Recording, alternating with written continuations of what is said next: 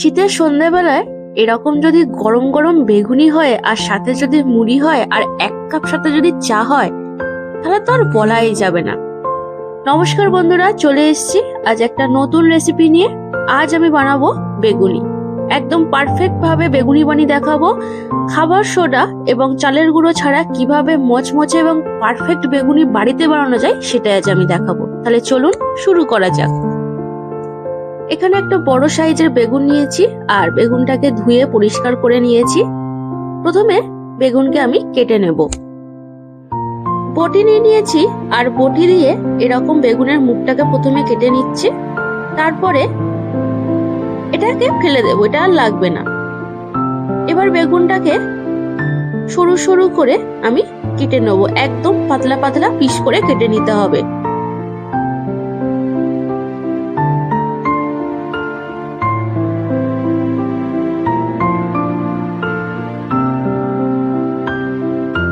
এইভাবে আমি বটি দিয়ে কেটে নিচ্ছি। আর আপনারা যদি বটি দিয়ে না কাটতে পারেন তাহলে ছুরি দিয়েও কাটতে পারেন, কিন্তু খুব পাতলা পাতলা করে কেটে নিতে হবে।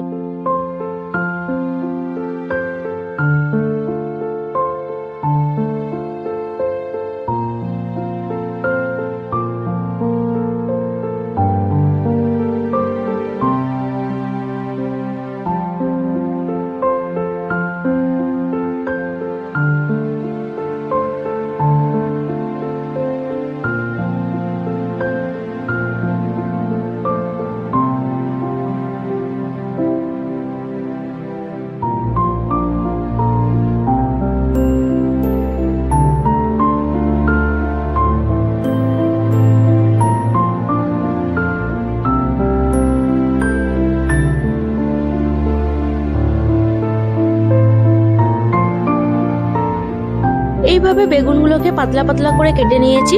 যে কটা আমার লাগবে সেই কটা আমি পাতলা পাতলা করে কেটে নিয়েছি। দেখুন,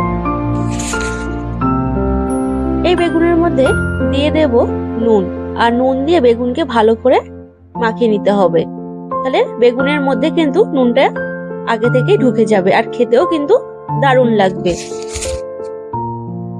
ব্যাটার বানানোর জন্য এখানে একটা পাত্র নিয়েছি আর দিয়ে দিচ্ছি 1 বাটির মতো বেসন। স্বাদ মতো নুন দিয়ে দেবো, প্রায় 1 চামচের মতো। হলুদ গুঁড়ো দিয়ে দিচ্ছি 1/2 চামচের মতো। ধনের গুঁড়ো দিয়ে দিচ্ছি 1/2 চামচের মতো। জিরের গুঁড়ো দিয়ে দিচ্ছি 1/2 চামচের মতো। 1/2 চামচের মতো লঙ্কার গুঁড়ো দিয়ে দিচ্ছি। দিয়ে দিচ্ছি কালো জিরে, প্রায় 1 চামচের মতো কালো জিরে দিয়ে দিলাম। এবার শুকনো উপকরণ চামচ দিয়ে ভালো করে আমি মিশিয়ে নিচ্ছি। অল্প অল্প জল দিয়ে একটা পাতলা ব্যাটার বানিয়ে নিতে হবে।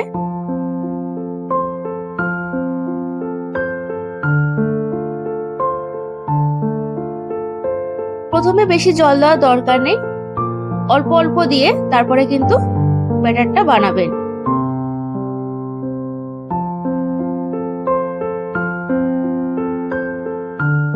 দেখুন, আমি কিন্তু অল্প অল্প জল দিয়ে পাতলা ব্যাটার বানিয়ে নিচ্ছি, একসাথে কিন্তু বেশি জল দিইনি।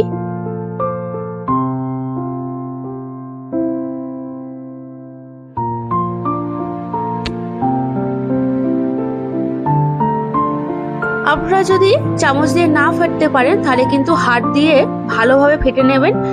আর ব্যাটারটা কিন্তু এরকম পাতলা হতে হবে, ঠিক এরকম থিকনেস হতে হবে। দেখুন, এটা হয়ে গেছে। এটাকে এবার একটু আমি সরিয়ে রাখবো।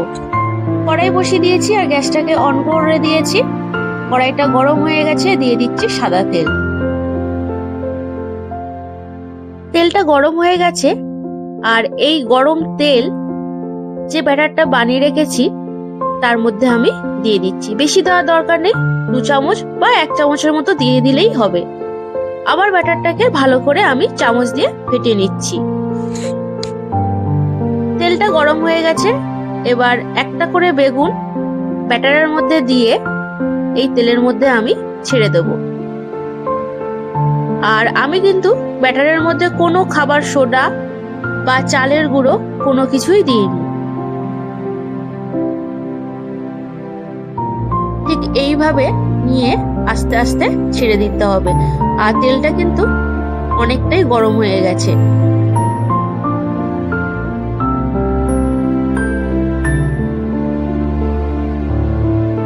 বেগুনিটা কিরকম ফুলছে দেখুন, গরম তেল যখন ওপরে দিচ্ছি দেখুন কিরকম ফুলছে।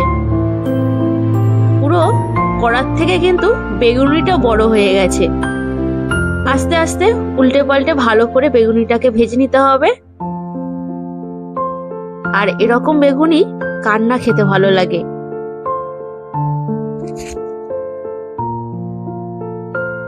বেগুনিটা ভাজা হয়ে গেছে, এবার আমি এটাকে তুলে নেব।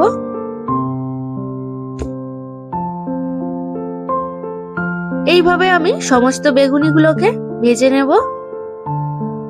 এই দেখুন কালারটা দেখেছেন কত সুন্দর লাগছে। এরকম বেগুনি দোকানে কিন্তু প্রায় 6 টাকা 7 টাকার মতো পিস লাগবে। অবশ্য আমি জানি না, বলতে পারলাম না, আমি আন্দাজে কিন্তু বললাম। এটা ভাজা হয়ে গেছে, এটাকে এবার আমি তুলে নিচ্ছি।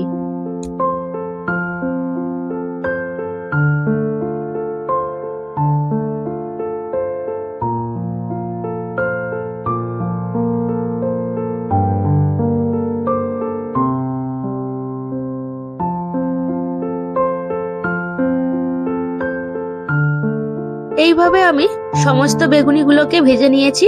দেখুন কত সুন্দর লাগছে। তাহলে বন্ধুরা দেরি না করে খুব সহজে এরকম বেগুনি বানিয়ে ফেলুন। আর অবশ্যই আমাকে কমেন্ট করে বলবেন কেমন হয়েছে। রেসিপিটি ভালো লাগলে অবশ্যই আমার চ্যানেলটিকে সাবস্ক্রাইব করবেন, প্রচুর প্রচুর লাইক করুন এবং শেয়ার করুন।